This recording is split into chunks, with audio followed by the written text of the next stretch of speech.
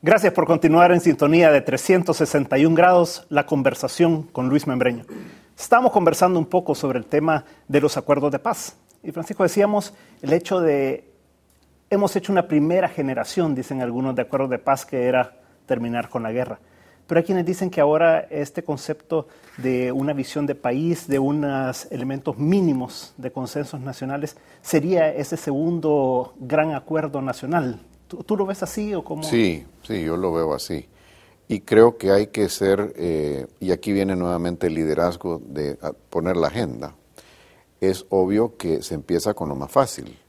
Ahora, lo hemos exagerado, dramatizado, como dice David, en el punto de que todo es importante. Entonces no se prioriza y no se agarra inteligentemente cosas sobre las cuales sería relativamente fácil ponerse de acuerdo. No me atrevería a darte toda una lista, pero creo que hay algunos que son bastante obvios que sí nos podemos poner de acuerdo. También quiero volver a lo de la retórica. Por ejemplo, cuando tuvimos la experiencia de Plan de Nación, se invitaba a la gente a participar, se les ilusionaba con el hecho de que iban a poder ser oídos, dialogar y compartir opiniones, y eso fue como una bola que fue creciendo. Se dieron cuenta que sí funcionaba así y que el grupo que manejaba esto lo trasladaba a las autoridades y se les escuchaba. Hoy en día comienzan con el error y dicen que lo que se habla en el CES no es vinculante. Entonces en sí no pone un ambiente muy propicio. Y yo creo que si no se dirige pronto a producir resultados, a enseñarle a la población de que ahí sí se llegan a acuerdos, eso está destinado a causar una gran desilusión en el país, que va a ser una tristeza para este gobierno. ¿Tú ves la posibilidad, Joaquín, de esos acuerdos realmente? ¿Ves por dónde podría de ir o cuáles serían tal vez los elementos mínimos, llamémosle así, en los que tendríamos que tener consenso como sociedad? Mire, el problema que yo veo, Luis, para ser enteramente franco, es la mala calidad de nuestro liderazgo político.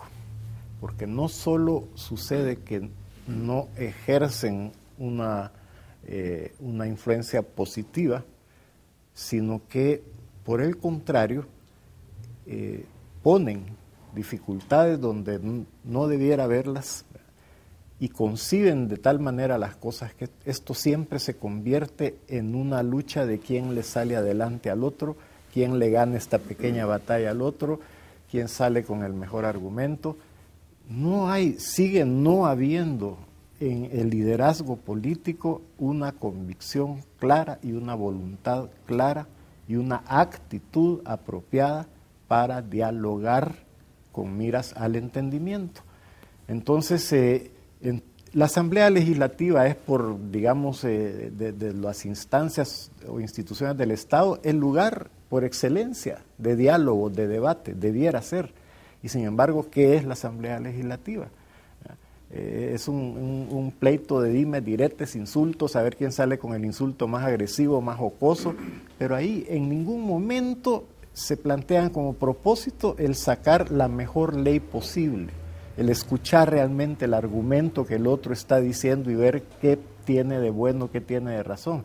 Cada quien llega a defender posiciones, no a escuchar ideas. Y a veces intereses partidarios, ¿verdad? Intereses partidarios o incluso intereses personales dentro de los partidos, y eso es lo que dificulta a todos. Y aquí la verdad es que podríamos ponernos de acuerdo fácilmente en una buena cantidad de cosas, pero es que cada quien quiere que lo suyo sea lo más importante y que su idea sea la que prevalezca.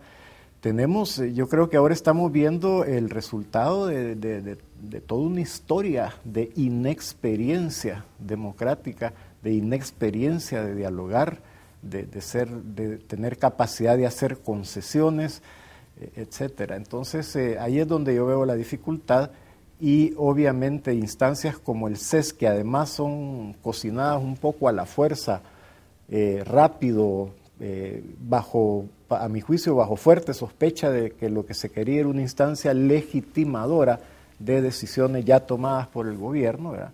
Como para decir, este es un gobierno participativo, eso está en la propaganda del gobierno. Entonces se crean instancias que son formalmente participativas, pero queda la gran duda de si realmente son unos buenos vehículos para la participación ciudadana. Y eso es lo que genera la desconfianza, justamente, ¿verdad? Ahora, doctor, cuando usted participó bastante en todo el tema de los acuerdos de paz y había un liderazgo bien claro en ambos lados, ¿verdad? Había un liderazgo que al final definió que iban a concluir, creo yo, con un acuerdo. ¿Usted ve esas posibilidades en este momento? ¿Usted cree que por un lado el presidente Funes, por el otro lado liderazgos de la sociedad civil, de políticos? ¿Por dónde lo vería usted que podríamos comenzar a construir esos liderazgos? Porque sin esos, pues creo que sería muy difícil poder avanzar como lo dicen ambos, ¿no?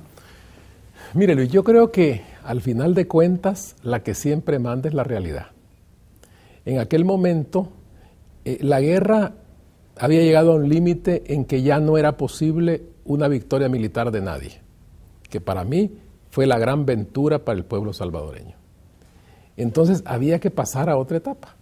O sea, la realidad empujó a esto. Y eso ambas partes de seguro lo sintieron. Nadie lo dijo porque esas cosas no se dicen, pero la realidad siempre opera en esa línea, en la línea que le corresponde. Hoy estamos en otro momento, en otra realidad, y esa realidad actual opera de otra manera. O sea, no podríamos repetir el esquema aquel ahora, porque son circunstancias diferentes. Yo creo que hoy, como decía Joaquín, tenemos que hacer una modernización del ejercicio político. Porque si usted ve, es decir, en muchas cosas hemos evolucionado, pero la forma en que los partidos políticos interactúan es prácticamente igual a la que tenían antes. Es decir, ellos se han resistido por distintas razones a actualizar su ejercicio conforme a las circunstancias actuales. Y por eso ahora también se habla mucho, porque la realidad lo está demandando, de una ley de partidos políticos, de una reforma electoral importante, de una despartidización de organismos electorales, de una transformación de los mecanismos de representatividad legislativa, cosas que antes pues no se mencionaban. Esas cosas son actualmente indispensables. Entonces, yo creo que hay que empezar a construir ese tipo de modernización, la modernización de la acción y de la actividad política, y por supuesto de los sujetos políticos, que son los actores principales. Si se empezara por ahí, creo que la cosa iría bien. Porque hay quienes dicen tal vez que el tema es que se necesita un cambio generacional, dicen. ¿Será que habrá algo de cierto en esto? Bueno, en parte sí, pero de nada serviría que los nuevos llegaran a hacer lo mismo, ¿verdad? La cuestión es realmente cambiar las formas mentales y por consiguiente los procedimientos de la actuación. La realidad lo está demandando. Mire, cosas por ejemplo como la sentencia de la Sala de lo Constitucional no son cosas que surgen porque sí. Uno puede tener juicio de valor sobre la sentencia en sí, en este caso específico, pero son cosas que son parte de la realidad que se vive, son necesidades de la realidad.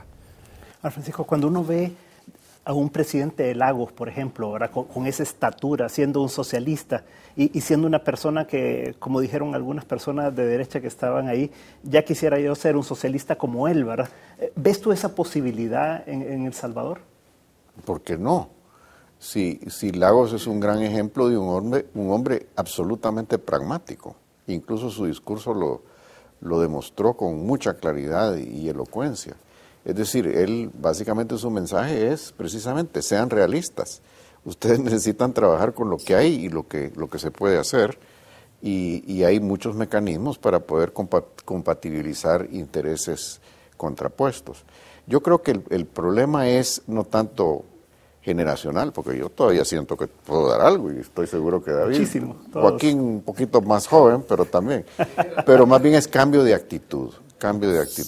Y hay fórmulas, pues ellos durante el proceso de paz se iban de aquí y dialogaban con interlocutores con peso y mucho prestigio, y eso en aquella realidad funcionó.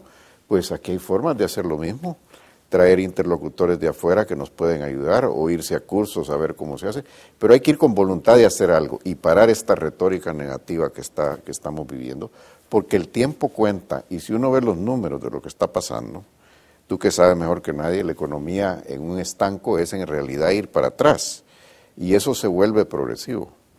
Entonces, esa realidad no la ha comprendido el estamento político y gubernamental. Creo que toca un tema muy importante, y es cómo sacamos eso de las presiones diarias, ¿verdad? Y cómo podemos abstraerlo un poco y llevarlo a un nivel más alto. Pero eso continuaremos en nuestro próximo bloque. Por favor, no nos cambie. Estamos con 361 grados, la conversación con Luis Membreño.